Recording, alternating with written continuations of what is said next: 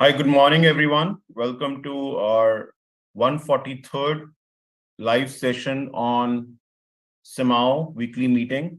We meet every week uh, for a topic which is important for this, uh, which is important for this scenario. And uh, we are national medical associations which come across and come and discuss about the regular topics. So today we have Dr. Ramamurthy Bingi. He is discussing on primary prevention of cardiovascular disease. He's an MBBS and DM cardiology, interventional cardiologist at Being Heart Care of Fidelity Center. Sir, over to you. Thank you. Thank you very much. Am I audible that side? Yes, sir. My slides are also visible. Thank you very much for your effort. My special thanks to Bukhari also. I am seeing very good eminent friends, Kiran, Prakash, Akhtar, Manohar, Mulazim. I will be touching upon a very important topic. You go to any textbook of cardiology, the present day chapter starts with the preventive strategies of the heart disease. We know that there is a lot of advances that are taking place on the drug therapies, drug trials, interventional cardiology, and the like. But prevention remains a fundamental aspect of the cardiovascular diseases. And we have a role starting from the general practitioners to the matured cardiologists and retiring cardiologists also I'm including in the primary role of preventing the cardiovascular disease. Cardiovascular disease prevention basically consists of three types: primordial, primary, and secondary. I'll be touching upon the fundamental aspects of the primary prevention of cardiovascular disease. This is a very interesting slide which I am trying to share with you.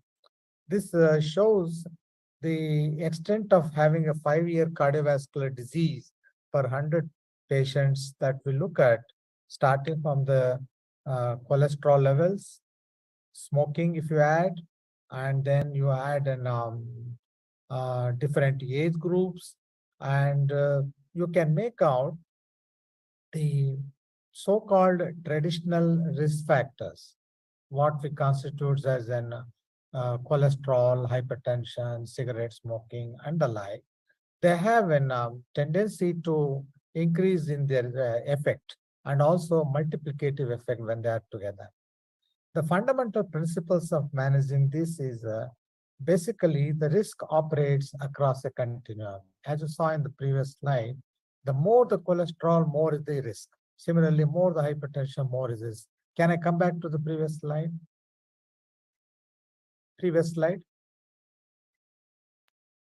Sorry, can you go to the previous slide? Yeah.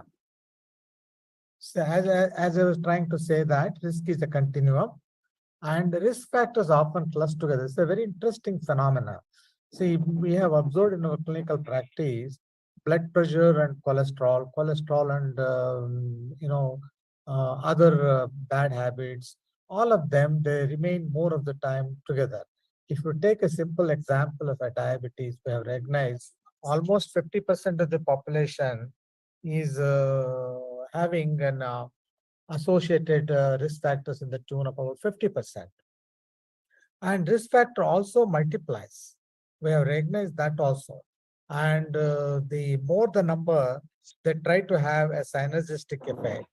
And the events, what we see in the various studies, in absolute numbers arise in people with the modest elevations, somewhere between 200 to 240, their risk is much more common. And the preventive strategies, whatever we are adopting, both at the individual level and as well as community level, are quite affordable and they're quite cost effective.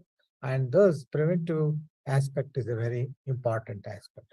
One of the first South African study suggested the family history and obesity as the most important risk factors. In India's study, we had a high incidence of insulin resistance and metabolic syndrome, which were contributory. There were a lot of studies which tried to dichotomize between the urban population and the rural population.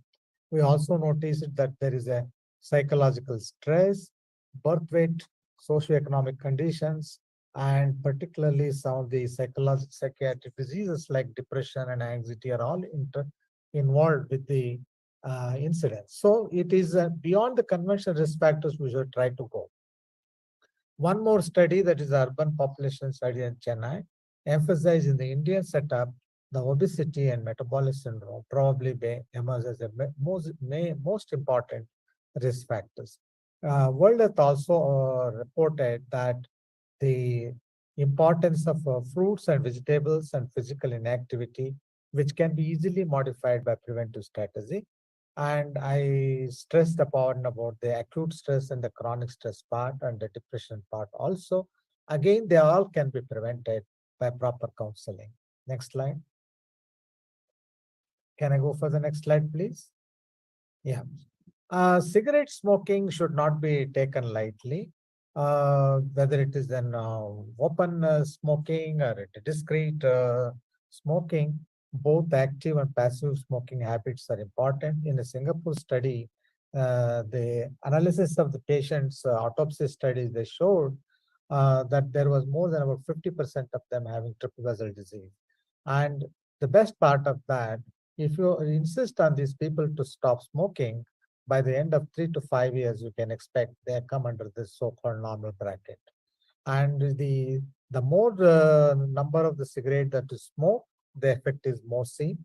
And it is multiple actions, platelet action, vasospasm, endothelial dysfunction.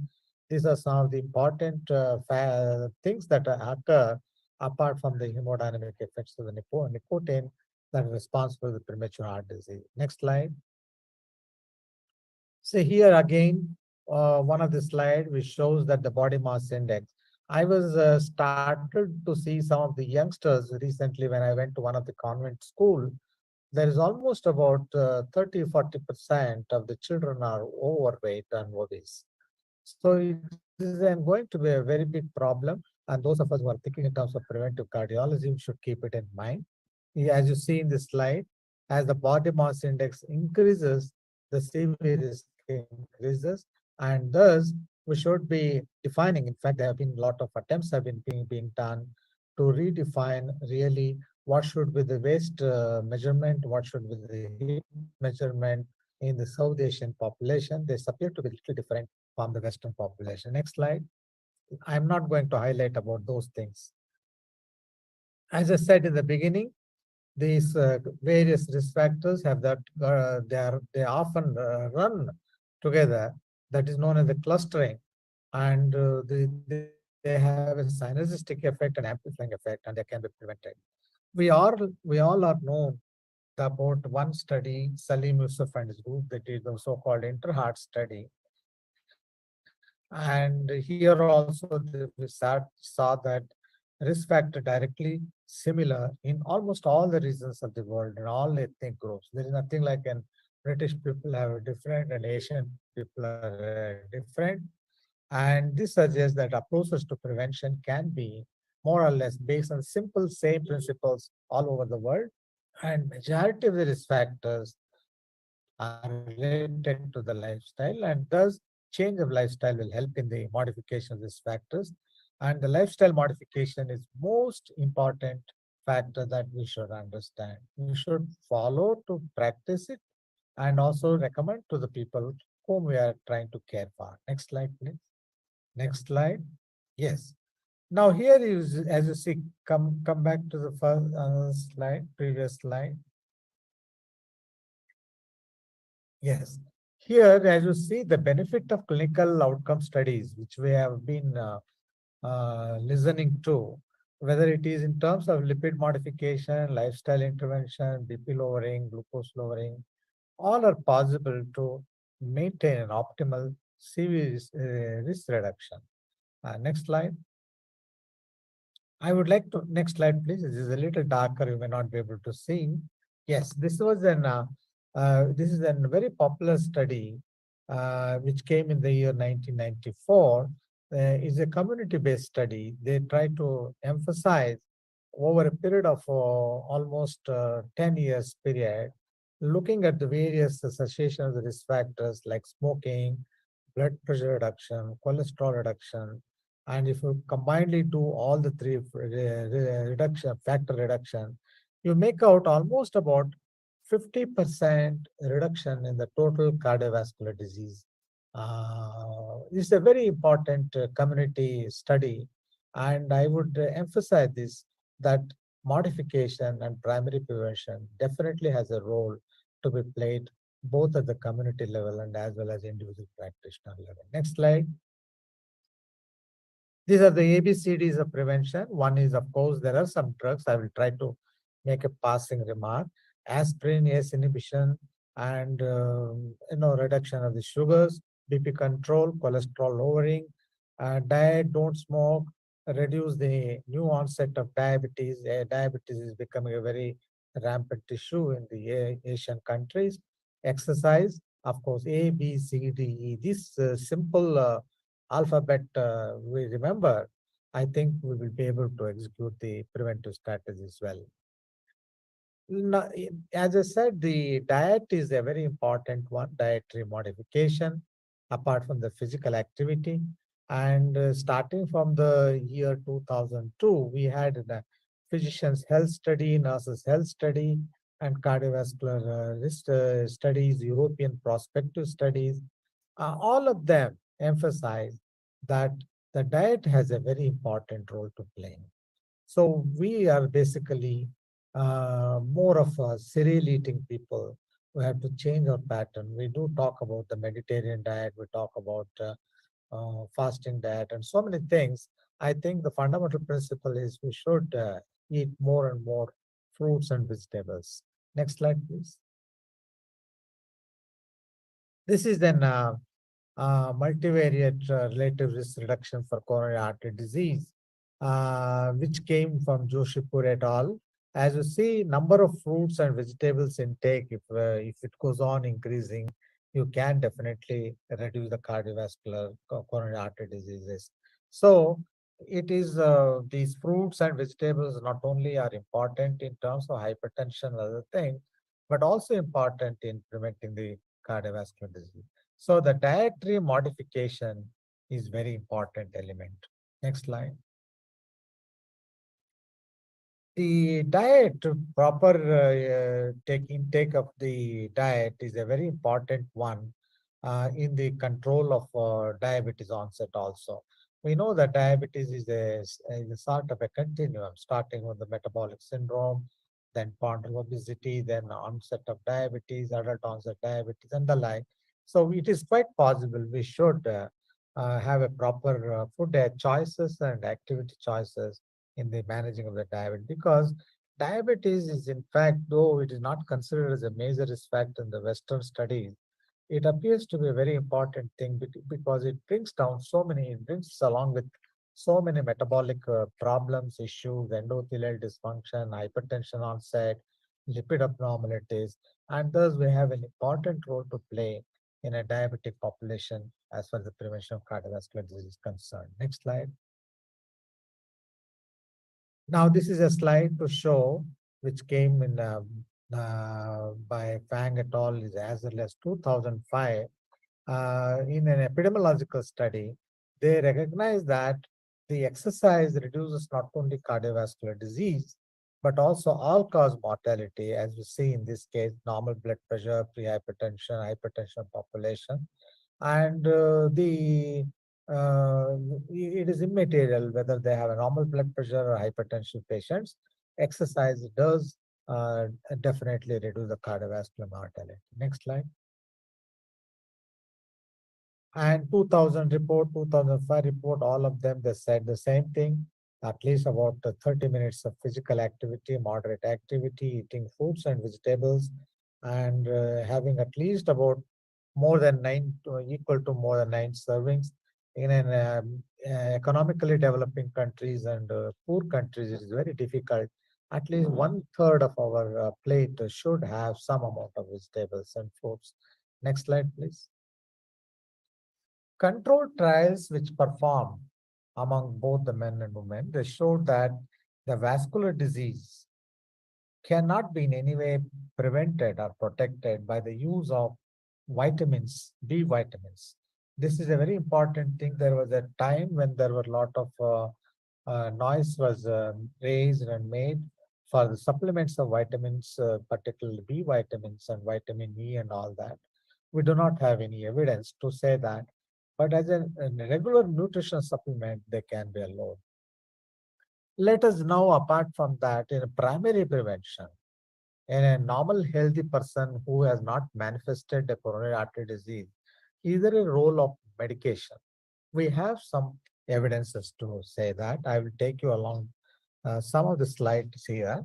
This is an HPS study which showed that the reduction of the baseline lipids and immaterial of the baseline lipids and diabetes status, there was a reduction in the cardiovascular mortality. So that doesn't mean, that means there is a significant role that can be played by the lipid agents, lipid lowering agents as a primary prevention. But there is to be a line has to be cut off, whether it has to be for a patient with a very high level of cholesterol, with another family history or something like that, physical inactivity being there, and to be used in every case who comes some particular age to use the lipid agent. This is a very important discussion, which I leave to my colleagues to later on session. Next slide. This is another very beautiful Anglo-Scandinavian study which showed almost 36% relative reduction over a period of 5 years by the use of atorvastatin. Of course, this was a population of hypertension, but we can extend it to non-hypertensive populations also. Next slide, please. Is there a role for aspirin? This has been talked about as a primary prevention. Secondary prevention, there is no doubt about it. But primary physician health study showed some amount of myocardial infarction and strokes are concerned. There was a definite relative reduction was there, but at the same time, the risk of chronic GI bleed and chronic anemia induction, chronic gastritis problems are very well known, and thus overall now the recommendation is not to use the drugs like aspirin. Next slide. Now we have been listening once in a while about this. There was a lot of noise done about 5 years back. Now it has come down a little bit. The concept of the so-called polypill, combining some of the medications which have been time tested like ACE inhibitors, aspirin, and a statin and use them. But again, now the conservative physicians say, no, no, instead of using a polypill, you better use a component because you are capable of titrating the medicine depending upon the situation. Next slide. And of course, a significant role is there for preventable screening and health checkups. Like detailed examination, blood tests for lipids and sugars, ECG and echocardiogram, treadmill exercise, ECG, myocardial perfusion test, CT and MRI, maybe in selected cases, coronary angiogram also.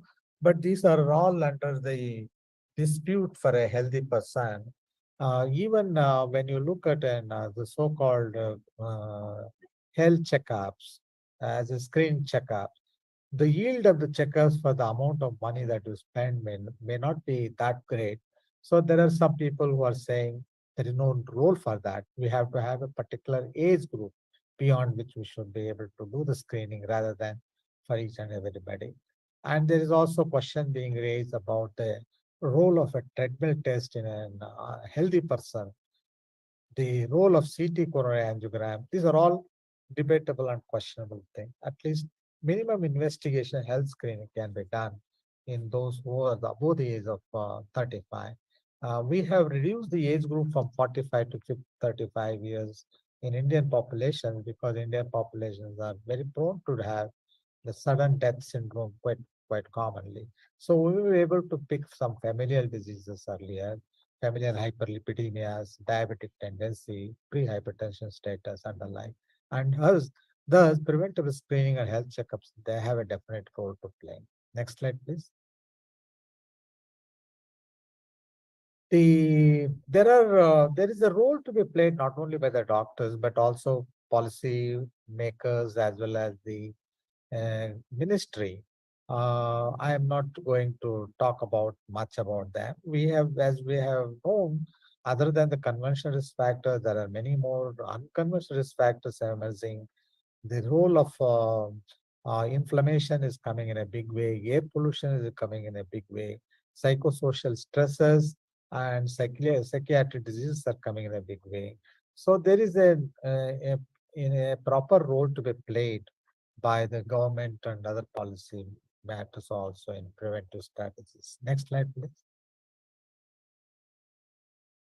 This is, we have seen that in Southeast Asian populations, the cardiovascular disease is quite early, again emphasized by the Inter-Heart study. So protective factors were lower in South Asian than other countries. What I mean to say, like, for example, HDL cholesterol was low in the Indian population. And similarly, we saw that the less moderate or high intensity exercises is more prevalent in the Asian population because they're all pressed for the active, pressed for the work and earning, bread to the mouth, and they spend very little time on exercise. We should emphasize that they should do some amount of exercise. And we have also recognized the fruits and vegetables are less, and there are some other parameters, abnormal lipid parameters. Other than that, low HDL being quite common, ApoB, ApoA1 ratio is quite often changed, and there is an LPA is high, homocysteine levels are high. Some of these things should be kept in mind in formulating the preventive strategies. And of course, we have more incidence of diabetes. That is also another important point should be kept in mind. Next slide.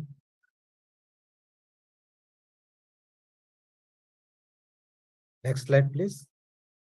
Okay, next. Okay, I think this is the last slide. So I have tried to emphasize individual role that has to be played, as well as the institutionals that have to play the role in preventive cardiology, how we should start doing health checkups very early from the age of 35 onwards, and the role of various common risk factors and how we can handle them as a multi-factor risk intervention. A multi-factor risk intervention trials have come up in diabetic population, but non-diabetic population also we should keep it in mind. And apart from that, in selected cases, the role of statins and role of aspirin in some cases above the age of, which are so-called high-risk population to develop CVD. In some of them, we can use them. So there are some drugs definitely are beneficial, and we can follow this sort of a preventive strategy, knowing that the common things occur commonly and they can be prevented. I think we may be doing a lot of service in primary prevention of cardiac. I'm not touched upon the secondary prevention.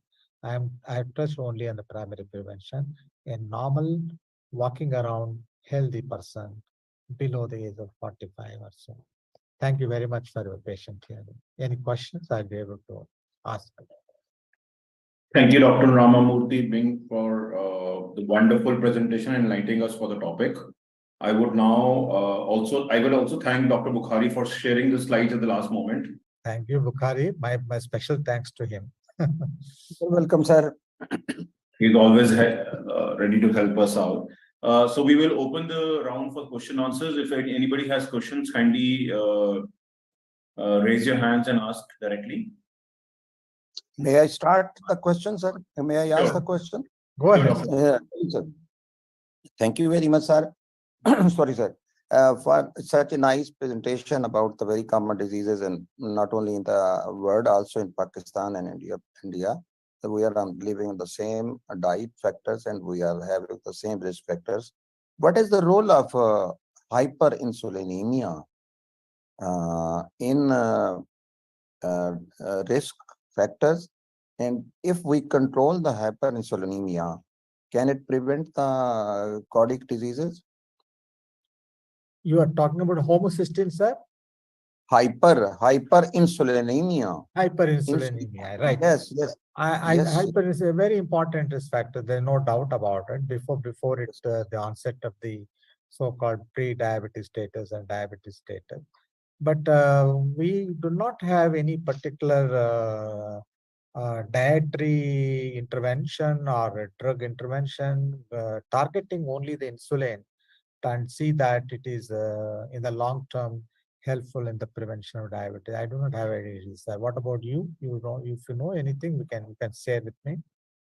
I was listening one lecture in the interventional cardiology, and they were telling that no Hmm. doubt the hyperinsulinemia is related usually in the diabetes, but also it controls the if your insulin becomes normal level, your blood pressure can become normal, and if your blood pressure is normal, one of the main risk factor of the cardiac diseases can be controlled. Yesterday, I was listening in the topic that I asked you, sir. Thank you, sir. Oh, so nice of it. Thank you very much. That is true. The exercises, we have found out that the major role is, of course, in the endothelial function improvement, but at the same time, this balancing the insulin hormone versus antagonist of the insulin is a very important element also. That's how it helps, I think. It's a good point that you raised, sir. Thank you very much. Dr. Hussain, you have a question? Thank you, Sharab. Thank you. Very excellent presentation. I just concerned, the whole our population group all over the world. The thing garlic, role of garlic can prevent the cardiac disease. Oh, can you share your experience about the garlic?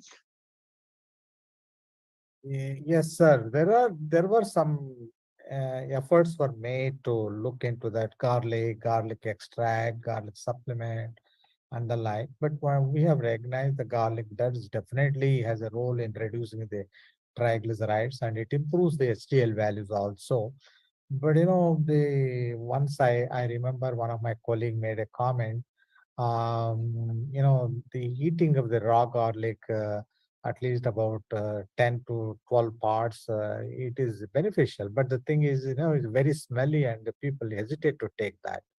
And this has been exploited in different directions, like, heating the garlics on the tawa and then eating it. By the time that nutrient effect goes away, and the people have also made in terms of the capsule, it came into the vogue and then it disappeared. I don't know much about it, sir. Thank you so much. Thank you, sir. Dr. Anguti, there's a question from our audience where they're asking about, somebody who is a patient of diabetes or a hypertension, what precautions they should be taking while they're hitting the workout sessions or the gym, and somebody who is not a patient but has a family history of having diabetes in the family or hypertension, because these days we have heard a lot of news coming in where people are scared to hit the gym and workout sessions because a lot of deaths are happening during that time. Obviously it is not because of the workout sessions, but it is because of what disease you are carrying in yourself and what triggers out at what kind of exercise. So anything you can enlighten us for this? That is a very interesting two question. Very nice of it. When a person is already having a diabetes and hypertension, they are more synergistic and they are definitely maybe an intercurrent IHD, which is unrecognized. We should, if you are trying to do it without an structured evaluation by a treadmill test, you go slow and low. If you are trying to help only the diabetic status, if you really look at about 30 minutes of a regular walking exercise, enough they say to change the metabolic trend.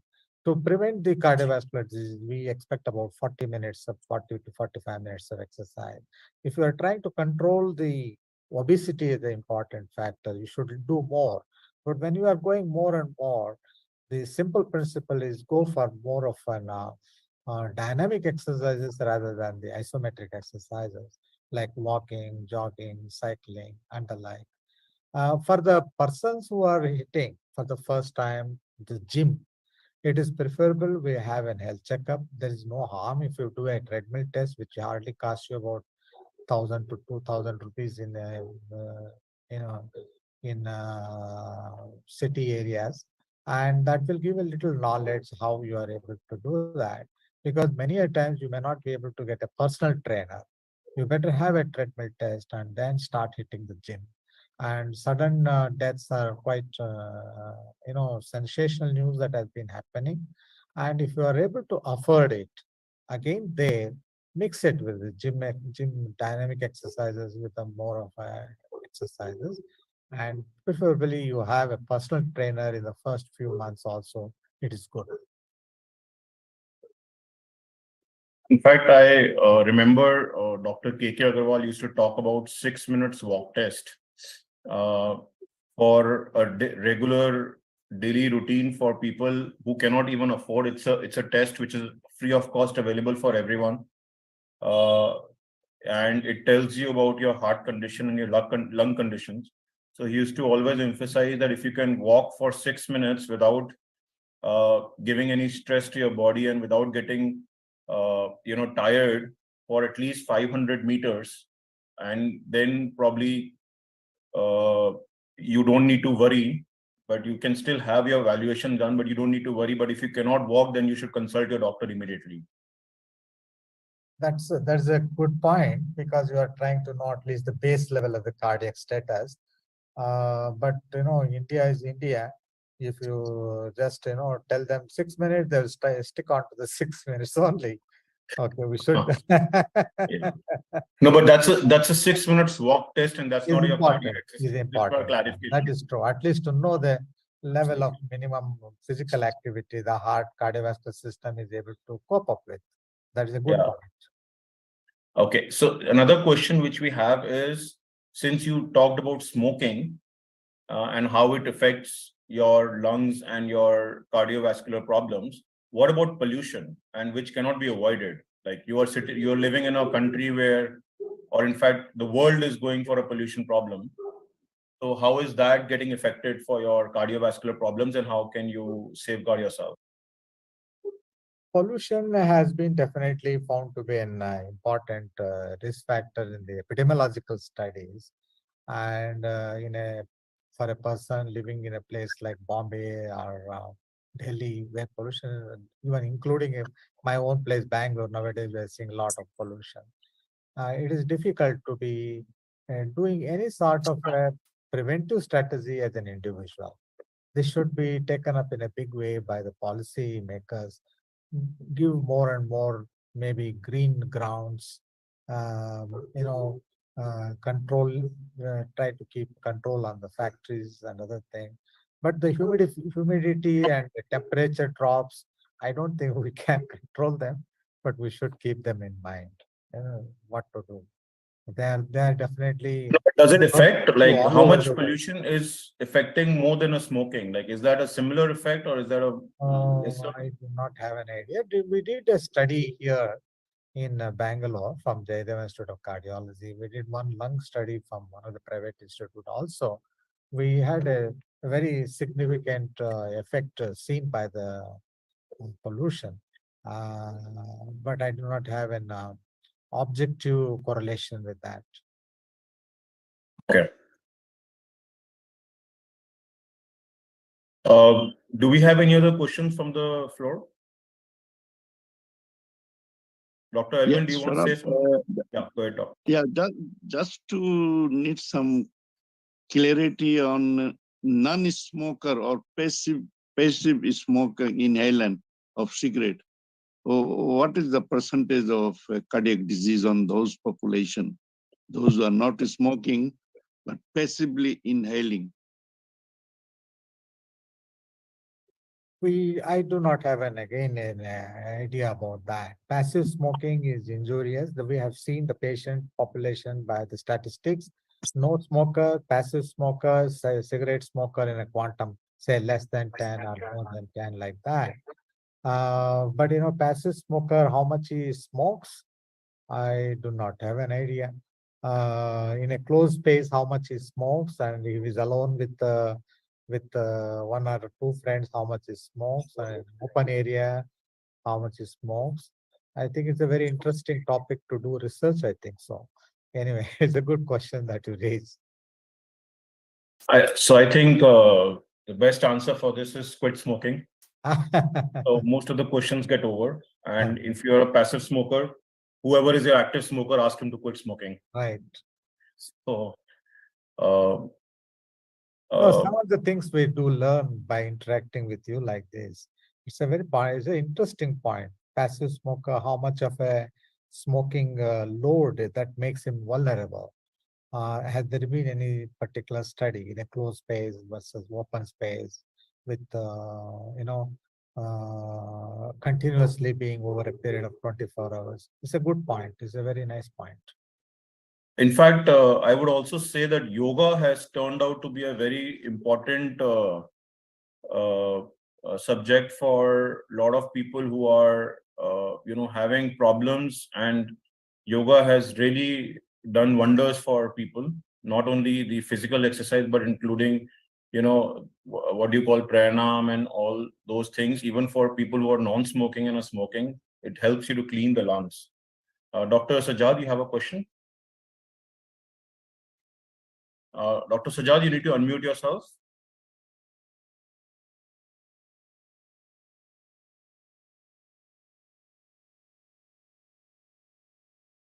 Dr. Sajad, can you please unmute yourself and ask your question? Yes, now it's okay. Yeah. Agarwal? Okay. Thank you very much, Agarwal. I just want to know about the effect of shisha smoking. Shisha.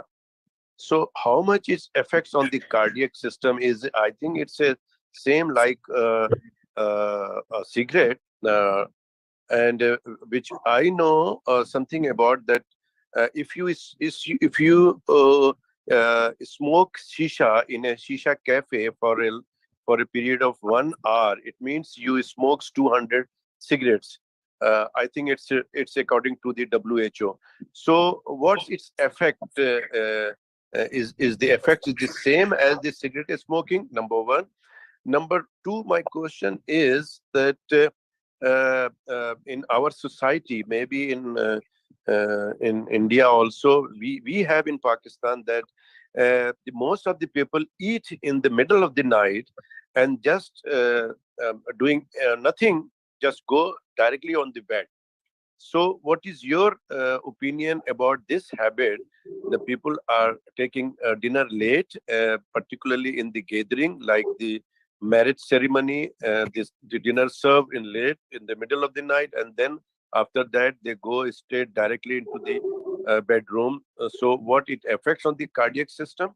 And my first question I have already asked. Thank you very much, Bimji. Thank you. So both are very interesting questions, and I learned from you the shisha smoking gives so much of almost like 100 cigarettes, something great. We had some studies also come from the indirect smoking, like in Andhra Pradesh area they do what is called the chutta smoking.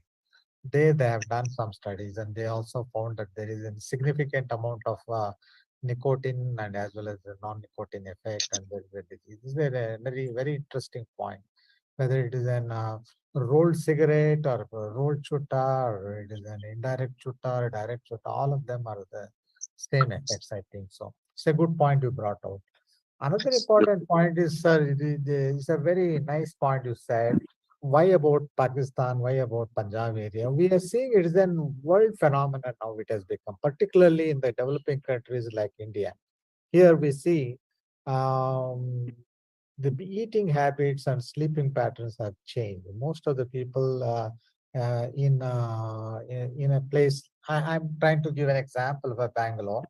They try to eat in the afternoon somewhere nearby a hotel, and in the evening time when they mix up with their family members, they eat heavily and just watch the TV, or sometimes without watching the TV, they go to the bed. I think this sort of a pattern is particularly bad. When one of my diabetology colleague was telling me soon after eating, within about half an hour or so, your glucose levels and triglycerides levels will start rising. And in order to cut them, it is better if they do a little bit of a walking, about half an hour or so, before going to bed. I think we should try to emphasize this point in our day-to-day practice.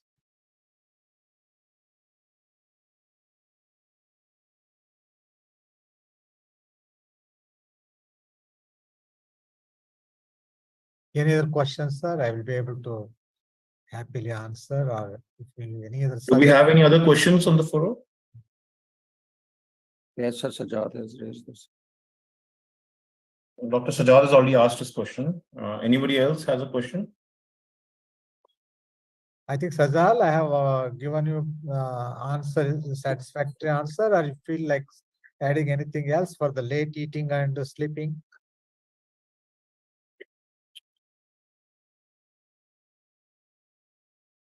I think life teaches us that, sleeping habits and your eating habits should be on the same time and the same way for living longer. Dr. Sajad, if you're trying to speak, you're muted. Dr. Kaisa Sajad. Automatically muted. So now it's unmuted now again? Yeah. Please go ahead. Okay. Thank you very much. You have answered very satisfactorily. I have a lot of questions, but this is my last questions.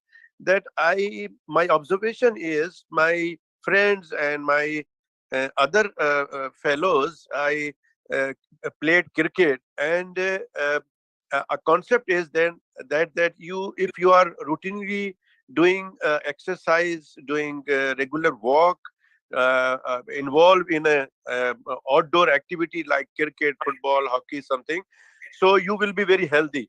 But my observation is, but it's very few one, that few of my cricketers are playing cricket, and during taking runs they fell down and died. I observed that one of fellow who's walking early in the morning daily, and during walking one day he fell down and then expired. So what it is? It is something other problems, or what it is? It is probably the same thing, that is acute plaque ruptures and producing an acute coronary syndrome. We do think that the treadmill, doing exercise, vigorous exercise, and then afterwards immediately taking it. Some of them are responsible for. It is quite possible because of this catecholaminergic surges, this plaques do rupture, and then that is how the incidents happen. And this sort of a phenomena has been happening both during exercise as well as after the exercise. But in young people below the age of 30, 35, we can keep it in mind some of the cardiomyopathy diseases also, like hypertrophic cardiomyopathy or dilated cardiomyopathy. Some amount of familial arrhythmias also, arrhythmia syndromes. But majority between 30 and 40s, we have seen that is because of plaque ruptures, acute coronary syndromes only.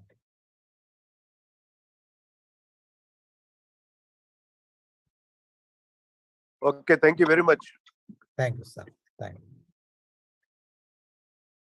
Sure, Dr. Ravi, Dr. Prakash, anybody else has a question? Otherwise, we'll wind up the session.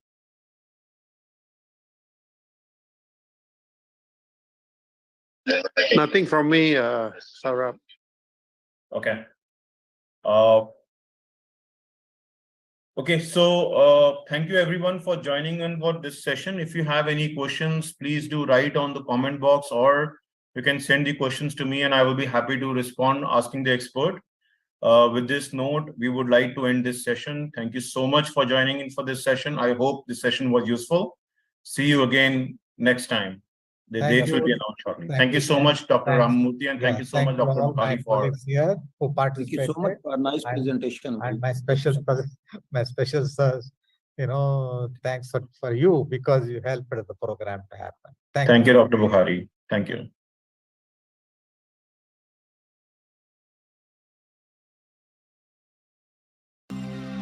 Shri गुरु चरण सरोज रज निज मनु मुकुरु सुधारि